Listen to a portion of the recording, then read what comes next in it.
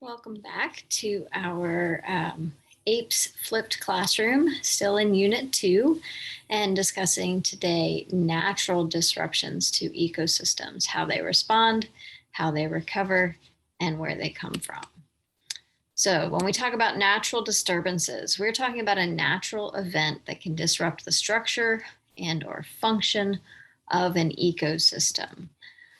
So these would be things like tornadoes, hurricanes, asteroids, forest fires, and even drought. These natural disturbances can be even greater than human disruptions in terms of disturbing the ecosystems. So if we think back to the theory that an asteroid hit the Earth and that's what caused the fall of the dinosaurs, that is even more significant than any human disturbance we've ever managed to create.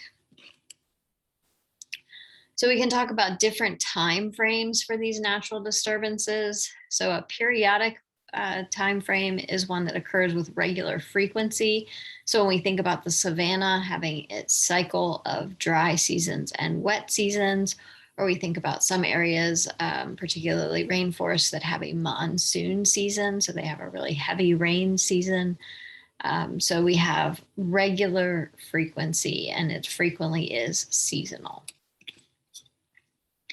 Then we can have episodic time frames. And what that means is that these are occasional events. They happen fairly frequently, but there's not a regularity to it. They're not predictable. So hurricanes or droughts or fires, they don't repeat on the same pattern, but they do occur frequently.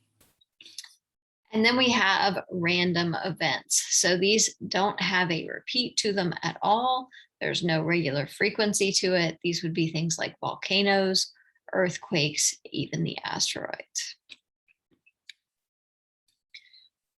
And we talk a lot in this class about climate change. It's important to acknowledge that there is also natural climate change. Our climate has varied dramatically over geologic time for numerous reasons. So that could be things like the changes in the Earth's tilt. We know that the Earth's tilt has completely reversed in the time of our Earth. We have many ice ages. We have warmer periods. We have full ice ages as the Earth shifts slightly closer to and further away from the sun. So we can see that in our trend here, that as carbon dioxide levels fluctuate, the temperature of the planet also fluctuates. And those amounts of carbon dioxide and the temperature have been fluctuating for the entire history of our Earth. What is dramatic and different in our recent fluctuations of CO2 is that you can see that it has pretty regularly cycled up and down and up and down. But in the last 100 years, it has gone up dramatically beyond where it has been in the past. And it has risen very, very quickly in terms of our geologic timescale. It's never risen as fast as it has in the last 100 years.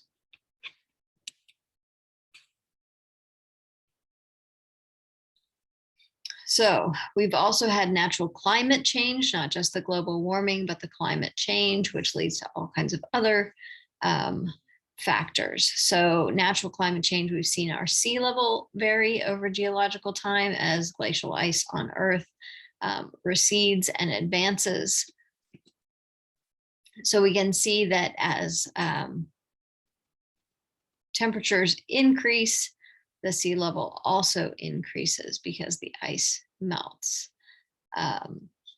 So you can see at these high points for carbon dioxide levels, we also have high points for sea level.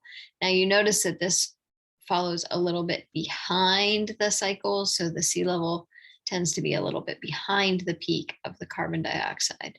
And so that's just that natural lag in the system. All right, those environmental changes, whether we're talking about sea level rise, warming, are going to lead to habitat disruption. Major disturbances can result in widespread habitat changes or complete loss of habitats. So when the sea rises, it's going to flood those coastal habitats, those estuaries, and we may lose the estuaries entirely. So in this example, you can see that we have our emergent plants here in our littoral zone, and we have deep plants. And as the sea level rises, the littoral zone is flooded. And so we no longer have those emergent plants. Okay, another result of environmental disruptions is migration. And again, remembering that we can have periodic disturbances, and we can also have random and episodic disturbances. Migration tends to follow periodic disturbances, but it can also follow episodic and random variations as well. So wildlife are frequently going to migrate to a new habitat as the result of natural disruptions. Wildlife have to follow the food. They have to follow the water. So wildebeests in Africa follow the rain patterns of the savanna, as there are some elephants that are migratory. So wildebeests and elephants both follow the rain because they need the water. And here we have a graphic of wildebeest seasonal migration. So this one is seasonal, it's repeating. Not all migration is going to be seasonal. Some of it is going to be more permanent. As water temperature in the ocean is warming, we are seeing many ocean species moving further north, and that's not a seasonal change, but a more permanent change.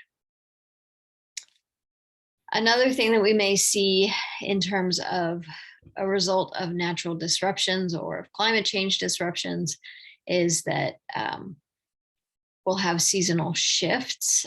Breeding is going to shift earlier as it warms earlier. Insect hatching is going to shift earlier with a warming climate, and those birds that depend on insects for food are going to push their breeding back a little bit. So we can see impacts all the way through our food chain and food web. Okay, so here's one for you guys to look at and see if you can explain. So I want you to describe the relationship between latitude and the change in first leaf date that is depicted in this graph. And I want you to explain why you think this relationship exists. And so on this graph, we have change in first leaf date. So the orange to red means that the first leaf date, that's the first time that the leaves appear on the trees, is earlier. And the blue indicates that it is later.